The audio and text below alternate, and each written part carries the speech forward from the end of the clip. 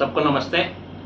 आज हमारे लिए बड़ी प्रसन्नता की बात है कि आर्य जगत की ऐसी शख्सियत, प्रसिद्ध विद्वान हैं जिनके हम पिछले कई सालों से प्रयास कर रहे हैं आगरा आने के लिए और उनकी डेट्स नहीं मिलती थी। विलक्षण प्रतिभा के धनी सहारनपुर से आए हुए आचार्य वीरेंद्र शास्त्री जी हमारे साथ हैं। अब वो हमें आशीर्वाद देने आए तो आगरा के लोगों की एक उत्सुकता होती है, जिज्ञासा होती है और हमारे चैनल के लोगों की भी जिज्ञासा है कि मैं आचार्य जी, सबसे पहले आपका स्वागत है। आचार्य जी, मैं जानना चाहूँगा कि जो आपको इतना बड़ा मंच, जो एक पवित्र मंच कहते हैं हमारे समाज का, वो मंच तक आप कैसे पहुँचे, किसकी प्रेरणा थी और क्या उसके कारण रहे? आपका आदरणीय वीरेंद्र जी, मैं आपका धन्यवाद करते हुए बात को प्रारंभ कर रहा हूँ। हमारे गांव में जब हम छोटे थे तो आर्य समाज के उत्सव होते थे। उत्सव में आर्य समाज के विद्वान आते थे, तो उनको सुनते थे। तो सुनते सुनते फिर हमारी उसमें जिज्ञासा हुई, तो हम थोड़ा थोड़ा उनके पास बैठने लगे। और फिर वहाँ हमारे जो आर्य समाज के प्रधान थे, हरि सिंह आर्य उनका नाम था, वो साहित्य लाते थे बहुत सारा, तो उनसे किताब लेकर के पढ़ता रहता था, तो उनके साथ कभी जाते रहते थे। इस तरह से 8वीं 10वीं क्लास में ही मुझे जो प्रेरणा प्राप्त हो गई। और एक स्वामी जी थे हमारे, उनके आश्रम में कुछ दिन गया, वहाँ थोड़ा अध्ययन किया और वहाँ उनके साथ में रहकर सत्याग्रह प्रकाश आदि पढ़ा। फिर मैंने जब 12वीं कर ली, तो 12वीं के बाद फिर मैं आचार्य वागीश्वर जी थे हमारे सहारनपुर के, उनके पास थोड़े दिन व्याकरण थोड़ा पढ़ा।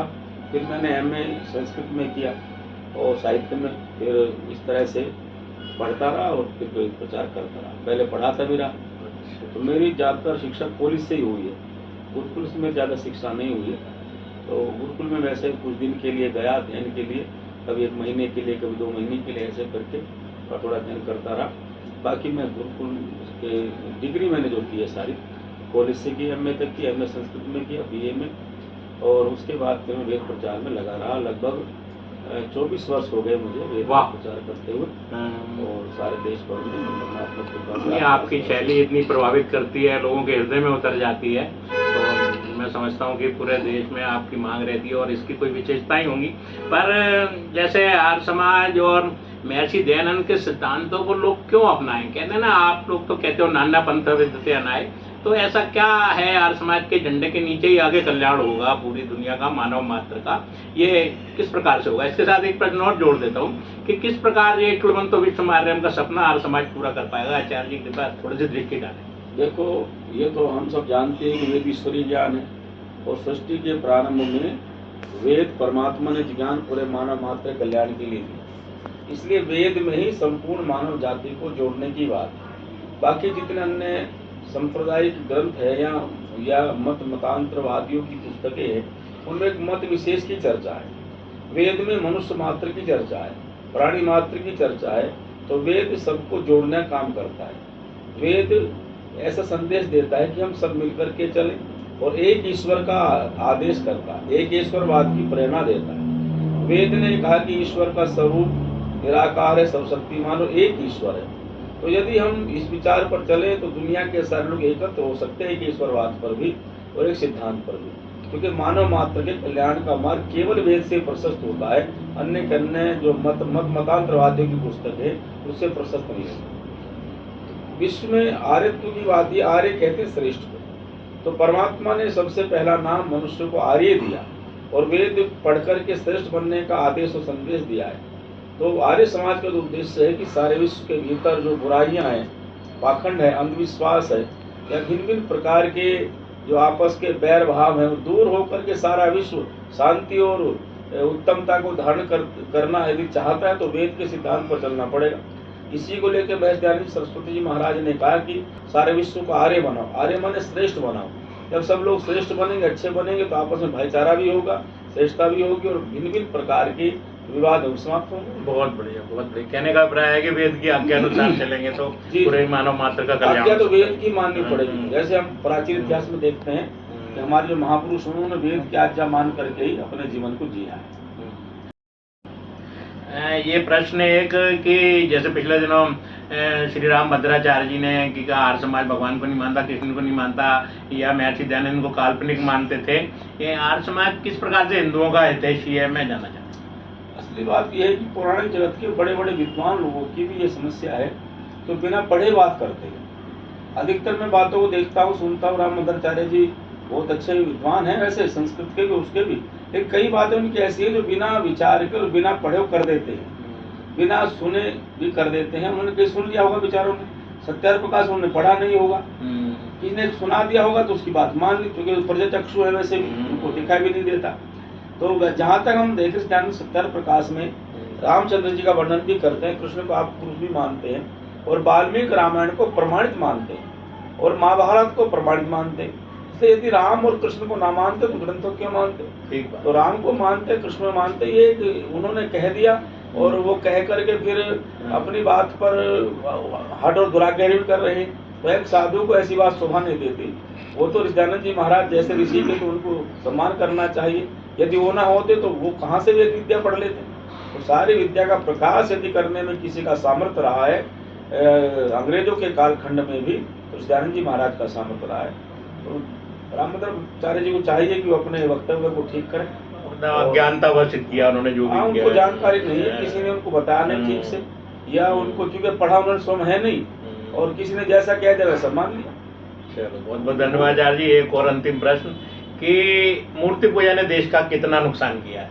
ये तो पूरा इतिहास भरा पड़ा है।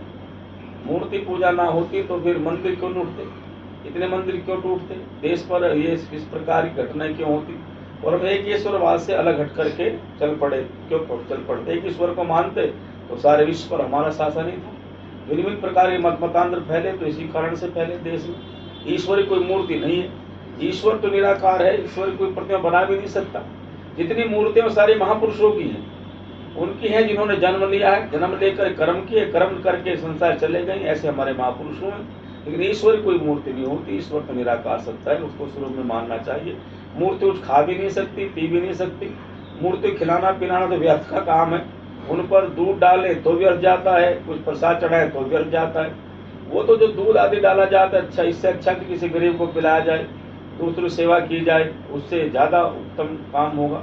मूर्ति का तो कोई मूर्ति है कि महापुरुषों की मूर्ति भी यदि लगाएं तो उनसे प्रेरणा लें। बिल्कुल मूर्ति इसलिए लगानी ठीक है कि हमें याद रहे कि हमारे महापुरुष पूर्वज है। जैसे हमारे दादा परदादा की मूर्ति घर में लगी है तो उनसे कुछ प्रेरणा रहेगी, लेकिन मूर्ति हमारा कुछ कल्याण करेंगी या मूर्ति हमारा कुछ रक्षा करेंगी या मूर्ति हमारे कुछ भोजन करेंगी, वो नहीं।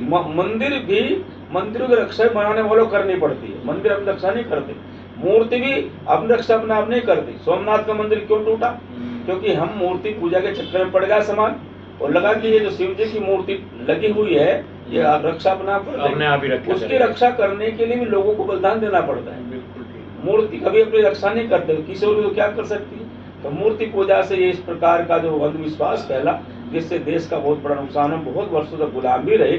यदि मूर्ति को ठीक प्रकार समझ लेते कि मूर्ति जिनके लगाई है उनके चरित्रों को समझते, हम राम के चरित्र को समझते, कृष्ण के चरित्र को समझते, तो चरित्रों से शिक्षा लेकर के चरित्रवान बनते और विद्वान और बलवान बनते तो राष्ट्र का बड़ा भला होता। आज बन जाए तो भी राष्ट्र का भला होने वाला है। उपासना तो एक ईश्वर की करनी चाहिए। बहुत बहुत धन्यवाद आचार्य जी, आपने बहुत सुंदर ढंग से इसकी व्याख्या की। हम लोगों को भी प्रेरणा मिलेगी, हमारे चैनल के दर्शकों को भी प्रेरणा मिलेगी ये सुन के। बस एक अंतिम कोई संदेश युवा पीढ़ी को कि किस प्रकार से अपना जीवन, जो आज की युवा पीढ़ी पथभ्रष्ट हो रही है, आप देख रहे होंगे कि संस्कारों की कमी की वजह से 2-2, 3-3, 4-4 साल की बच्चियों से बलात्कार हो रहे हैं, तो देश कहाँ जा रहा, किस दिशा की ओर जा रहा, कोई संदेश दें आप। आज वर्तमान में पाश्चात्य की जो हवा चली है, इसका परिणाम ये आया है कि धीरे धीरे हमारे संस्कार प्रलुप्त होते जा रहे हैं। जब हम अपने संस्कारों को देखते हैं कि तो हमारा देश चरित्र के लिए सारे विश्व में माना गया है। आज जब ऐसी घटनाएं सुनते हैं तो बड़ा दुख होता है, जहाँ चारों ओर चरित्र हनन हो रहा है। युवाओं को चाहिए, बेटे बेटे को चाहिए कि अपने चरित्र की रक्षा करें और अपने आप को भारतीय संस्कृति के अनुसार, वैदिक संस्कृति के अनुसार अपना जीवन बनाएं। बुराई से बचे, बीड़ी से, सिगरेट से, शराब से, गुटखे से, पान मसाले से बचे, अपने शरीर की रक्षा करें, अपने चरित्र की रक्षा करें, अपने परिवार का, अपने बड़ों का मान सम्मान रखें। बेटियों को भी चाहिए कि किस क्षेत्र में कहीं भी काम कर रही हैं, उन्हें जहाँ भी मर्यादा में रहना चाहिए, वस्त्रों की दृष्टि से भी, खान पान दृष्टि से भी, बात की दृष्टि से भी। और उन्हें ये सदा ध्यान रखना चाहिए कि मैं अकेली नहीं हूँ, मेरे साथ मेरे परिवार का मान सम्मान जुड़ा हुआ है। मेरे बड़ों का मान सम्मान जुड़ा हुआ है, मेरी संस्कृति जुड़ी हुई है। इसी प्रकार से हमारे युवा को भी चाहिए कि वो समाज के भीतर जो उनको हमारी जो महिलाएं हैं उनको बहन बेटी माँ के रूप में देखते हुए उनकी रक्षा का व्रत लें। क्योंकि जब हम बाहर निकलते हैं तो शास्त्र यही कह रहा है कि रामचंद्र जी को देखो, जो ये कह रहे हैं कि अपनी पत्नी को छोड़ करके जितनी सारी स्त्रियां दुनिया की मेरे लिए माँ और बहन। बिल्कुल ठीक। ऐसे हम ऐसे पूर्वजों की संतानें हैं, उनके जीवन को अपने सामने रखते हुए चरित्रवान बने, विद्वान बने, बलवान बने, एकत्रित हों, संगठित हों और अपने संस्कृति की रक्षा के लिए अपने जीवन में उसको उत्तमता से धारण करते हुए अपना भी कल्याण करें, समाज कल्याण करें। यही मेरा आज के युगों के लिए संदेश है। बहुत बहुत धन्यवाद आचार्य, जो आपने अपना अमूल्य समय हमें दिया और हमारे चैनल के दर्शकों को इससे प्रेरणा मिलेगी। आपका भी बहुत बहुत धन्यवाद, बहुत बहुत धन्यवाद।